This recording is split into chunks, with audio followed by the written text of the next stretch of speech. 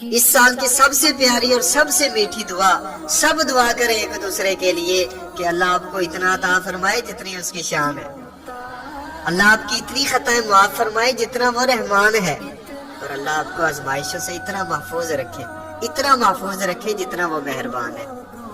اور پھر دعا کریں ایک دوسرے کے لیے کہ اللہ تعالیٰ سب پریشان حالوں کی پریشانیوں کو دور فرمائے، سب کی زندگیوں میں خوشحالیاں عطا فرمائے، بہاریں عطا فرمائے۔ پھر دعا کریں ایک دوسرے کے لیے، پھر دعا کریں کہ اللہ تعالیٰ بے اولادوں کو نیک اولاد عطا فرمائے۔ یار انسان ایک دوسرے کو کیا دے سکتا ہے سوائے دعا کے؟ یہی دعا تو ہے جو انسان ایک دوسرے کے لیے کر سکتا ہے۔ اور پھر اللہ تعالیٰ ایسی رحمت فرماتا ہے کہ جب کوئی کسی کے لیے دعا کرتا ہے تو اللہ تعالیٰ اس کے حق میں بھی قبول فرماتا ہے۔